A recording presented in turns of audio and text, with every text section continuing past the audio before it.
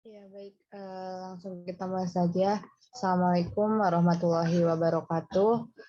Yang terhormat Ibu Bakti Widyadingrum, SPD MPD, dan juga teman-teman kelas C yang saya hormati. Di sini kami kelompok 7 akan mempresentasikan mengenai review jurnal teori belajar humanisme Abraham Maslow. Di sini perkenalkan kami dari kelompok 7 yang terdiri dari 4 anggota. Yang pertama ada saya sendiri sebagai moderator, yaitu Rida Munggarani. Lalu yang kedua ada Muhammad Agung Yahya, dan yang ketiga ada Fauzia Najahra, dan yang terakhir ada Alivia Ajahra. Nah, mungkin di sini kami akan mempresentasikan mengenai dua jurnal kepada Alivia Ajahra. Saya persilahkan. Baik, terima kasih kepada moderator yang telah memberikan kesempatan saya untuk mempresentasikan tentang jurnal. Di sini yang pertama ada jurnal yang berjudul Penerapan Teori Hierarki Kebutuhan Maslow dalam Pembelajaran Daring. Nama jurnalnya yaitu Jurnal Pendidikan, Agama, dan Budaya, volumenya 6, nomor halaman nomor 1 halaman 14 sampai 23, tahun terbit Maret 2022, penulis jurnal Iwayan Rohiyat. Next. Latar belakang adanya pandemi COVID-19 yang menjadi sistem pembelajaran yang biasanya secara langsung terpaksa harus menjadi daring. Pembelajaran daring diharapkan tidak mengubah karakteristik dari pembelajaran yang bersifat interaktif. Meski tidak bertatapan langsung dengan guru, murid diharapkan harus bisa tetap stabil dan berekspresi dan tetap bisa konsisten dalam mengembangkan potensi. Dan yang selanjutnya ada tujuan penelitian, memberikan analisis yang kritis penerapan teori hierarki kebutuhan Maslow dalam pembelajaran secara virtual atau daring. Next. Yang pertama ada hipotesis penelitian. Penetapan teori hierarki kebutuhan Maslow dapat memberikan solusi bagi berbagai kendala yang ditemukan dalam praktek pembelajaran daring. Yang kedua ada populasi dan sampel. Sampel yang digunakan pada penelitian ini diambil dari beberapa artikel, jurnal ilmiah, dan buku. Yang ketiga ada metode pengambilan sampel.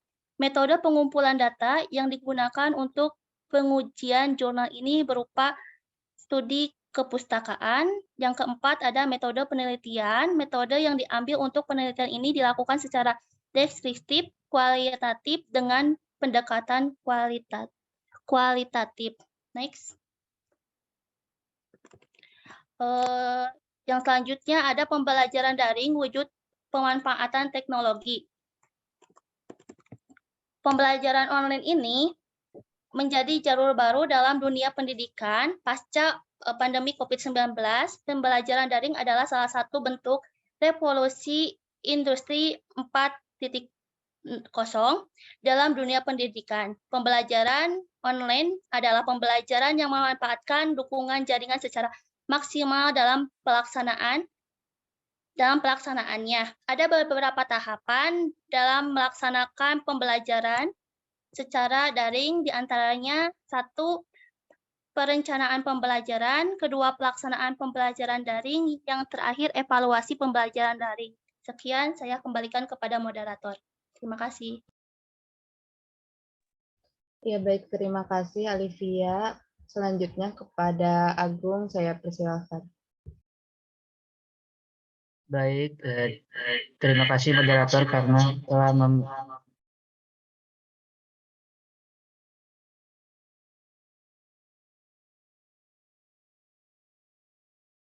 materi selanjutnya yaitu mengenai teori hierarki Abraham Maslow. Nah, teori ini menyebutkan bahwasannya tindakan yang dilakukan manusia pada hakikatnya adalah untuk memenuhi kebutuhan baik fisik maupun psikis. Kebutuhan fisik seperti kebutuhan akan sandang, makan, pangan. Kalau kebutuhan psikis seperti kebutuhan akan rasa aman, kebutuhan akan kasih sayang, kebutuhan akan rasa cinta, dan yang lain sebagainya. Nah, oleh karena itu, teori motivasi Maslow ini lebih dikenal dengan nama teori hierarki kebutuhan.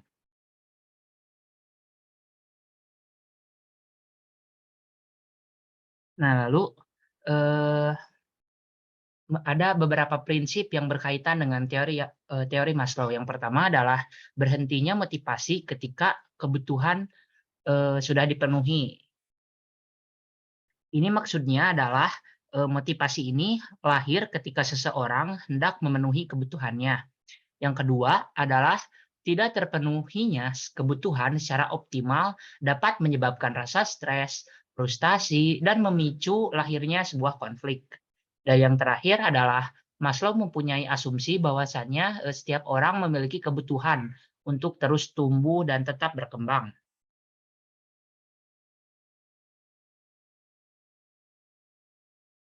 Nah, lalu gimana sih penerapannya teori hierarki Maslow ini dalam pembelajaran daring? Nah, yang pertama adalah kebutuhan psikis.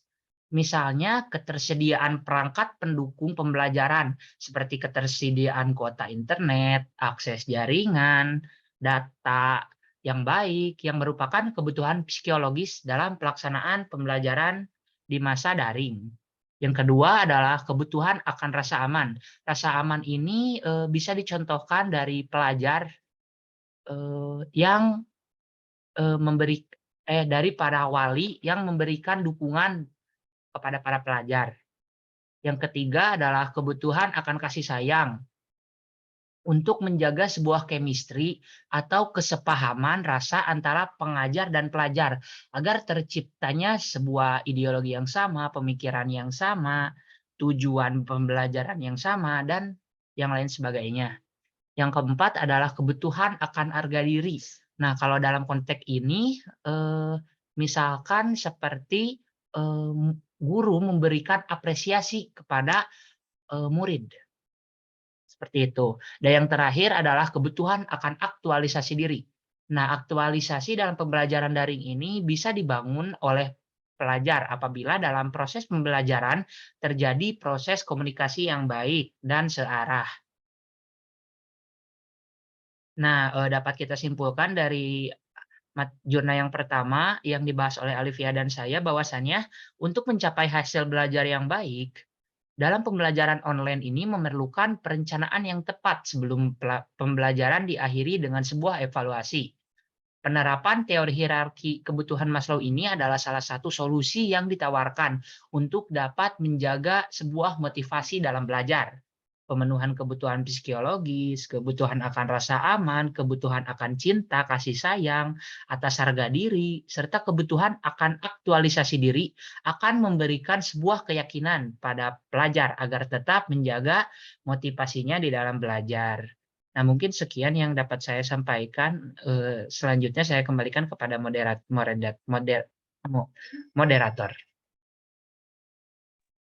Baik, terima kasih Agung yang telah mempresentasikan mengenai kebutuhan humanisme menurut Abraham Maslow. Selanjutnya, untuk presentasi jurnal yang kedua akan dipresentasikan oleh saya dan juga Faujah. Kepada Faujah Najahra, saya persilahkan.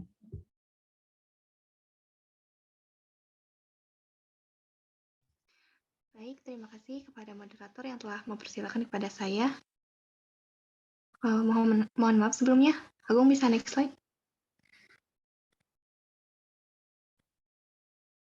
Nah, di sini saya akan menjelaskan mengenai jurnal yang berjudul Teori Humanistik Kebutuhan Maslow dalam Pembelajaran Pendidikan Agama Islam Sekolah Dasar. Dengan nama Jurnal Ilmiah Ilmu Pendidikan, volume 4, nomor 8, halaman 893 sampai 898.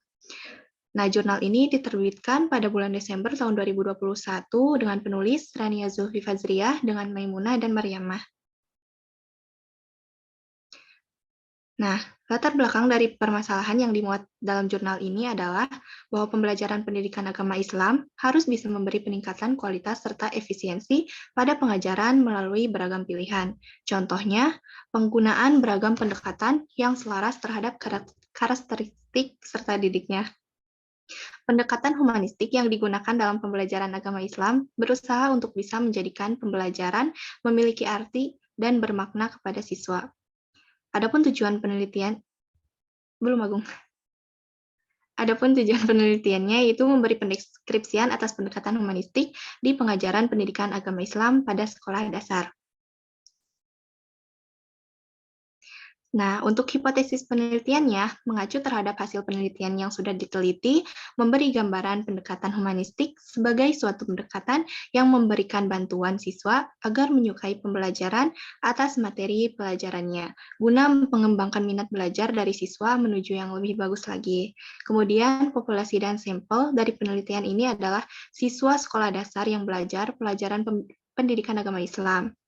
Kemudian, metode pengambilannya yaitu pengambilan sampelnya yakni menganalisis yang dilaksanakan melalui perbandingan, pemilihan, analisis, serta penciptaan atas kesimpulan dari beragam definisi itu. Maka bisa didapatkan suatu data yang berelevan. Metode penelitiannya yaitu dengan library research yang sumbernya berasal dari artikel ilmiah, internet, atau kepustakaan.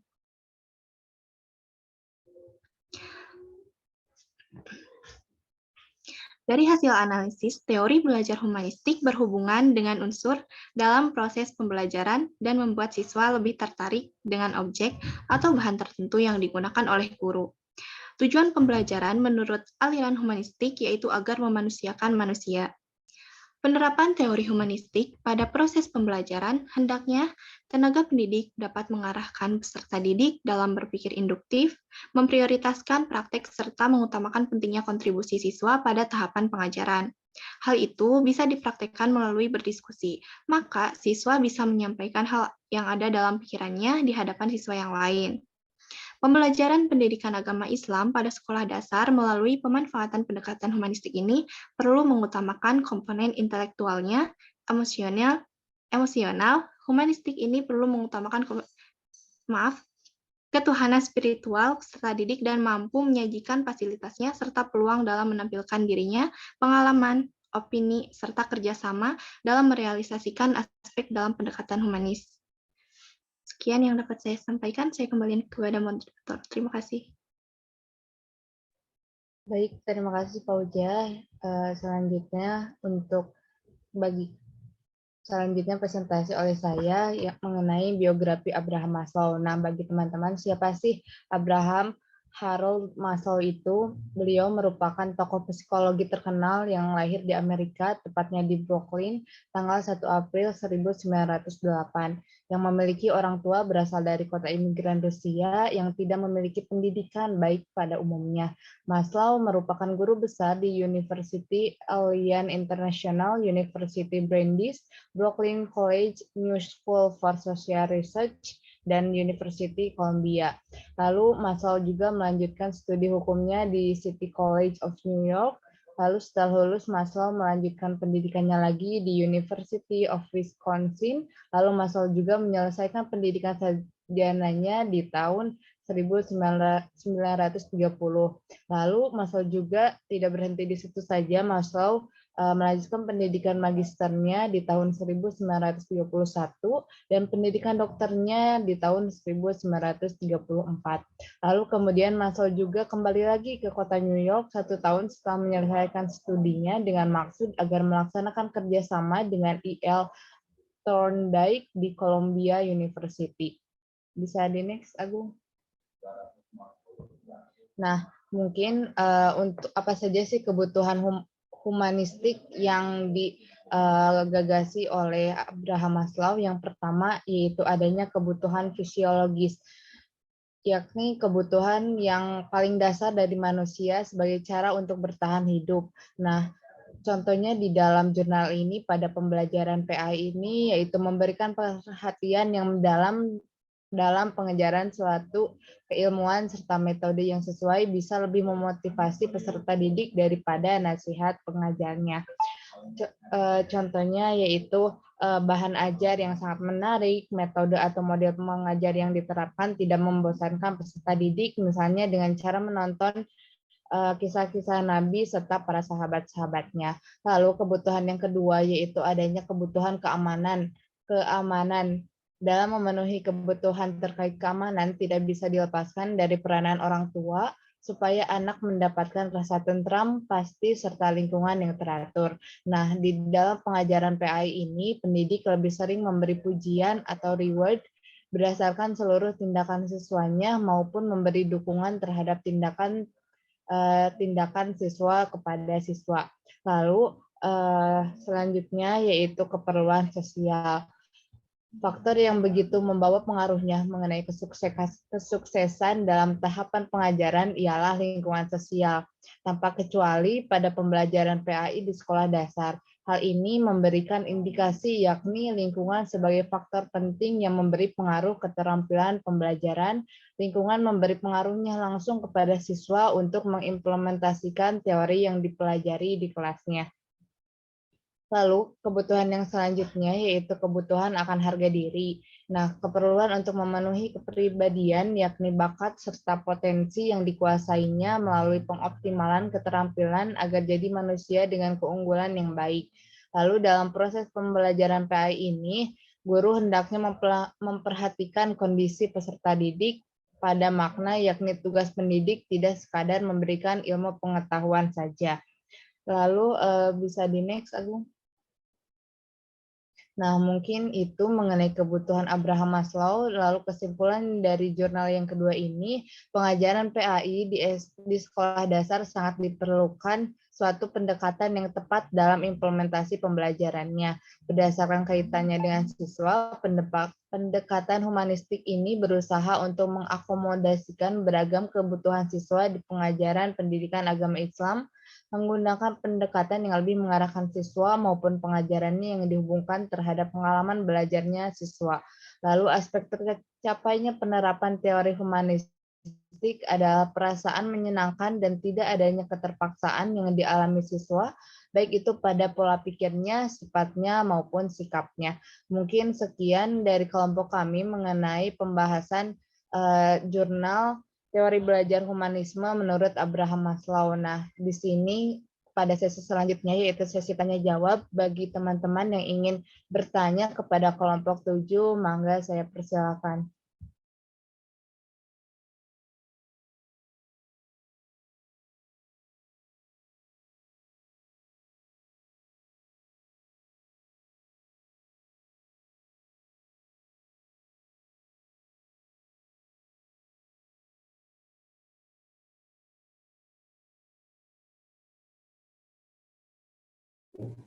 Izin bertanya. Mangga, Putri. Sebelumnya, nama saya Siti Rahma Ramdhani Putri. Izin bertanya, apa sih yang membedakan teori hierarki Maslow dengan teori yang lainnya? Terima kasih. Ya, baik, terima kasih. Kami tampung dulu bagi rekan-rekan yang lain apabila ada yang ingin ditanyakan, mangga saya persilakan. Saya izin bertanya. Ya, mangga Adit. Baik, saya izin bertanya mengenai penerapan teori hierarki Maslow di pembelajaran daring yang sebelumnya sudah dijelaskan oleh Bapak Agung.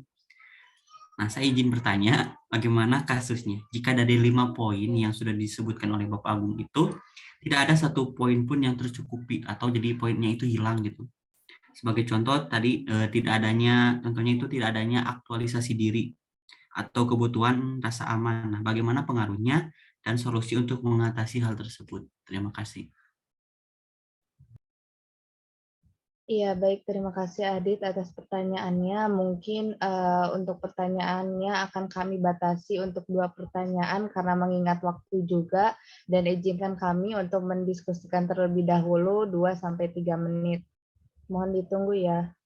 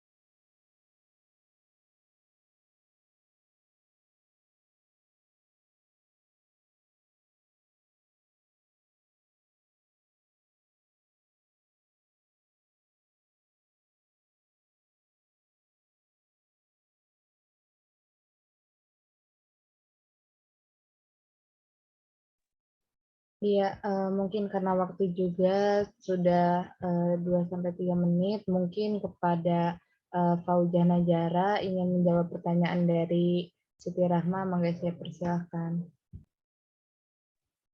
Baik, terima kasih ya.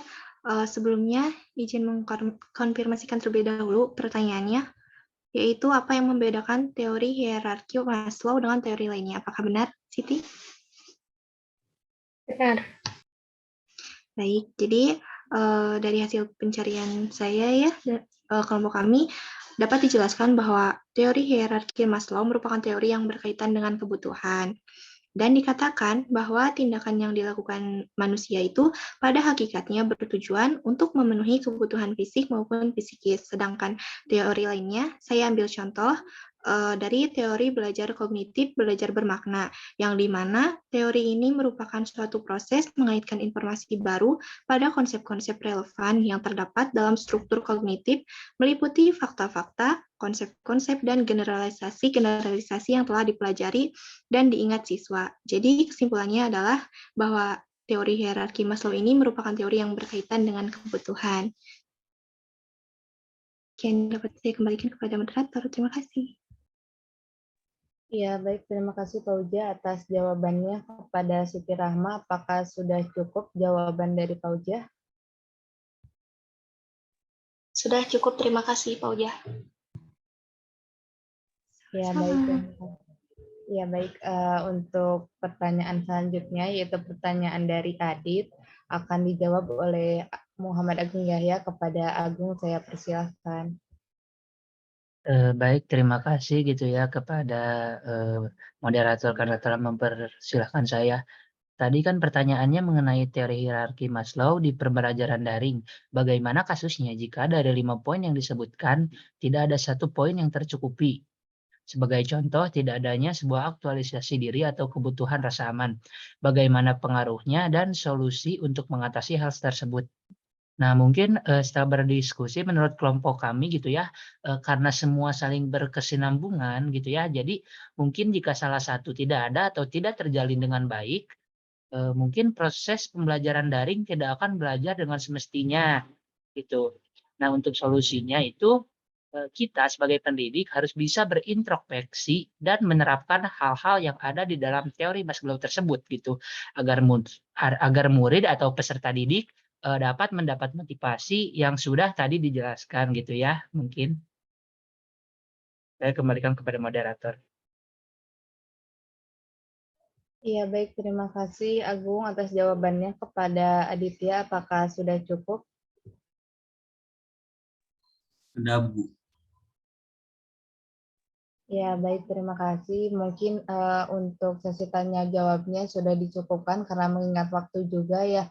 Dan mungkin selanjutnya saya akan membacakan kesimpulan dari teori pembelajaran menurut Abraham Maslow. Pada dasarnya, selama proses belajar mengajar, pelaksanaan dari teori humanistik ini cenderung lebih fokus terhadap motivasi. Contohnya seperti tugas seorang pendidik dalam proses belajar humanistik, yaitu menjadi pihak yang memberi semangat, mendampingi, dan juga memotivasi agar siswanya terdorong yang nantinya akan mencapai tujuan dari pembelajaran. Lalu aspek tercapainya penerapan teori humanistik ini adalah perasaan menyenangkan dan tidak adanya keterpaksaan yang dialami siswa, baik itu pada pola pikirnya, sifatnya, maupun sikapnya. Mungkin sekian presentasi dari kelompok kami. Mohon maaf apabila ada kesalahan. Wassalamualaikum warahmatullahi wabarakatuh.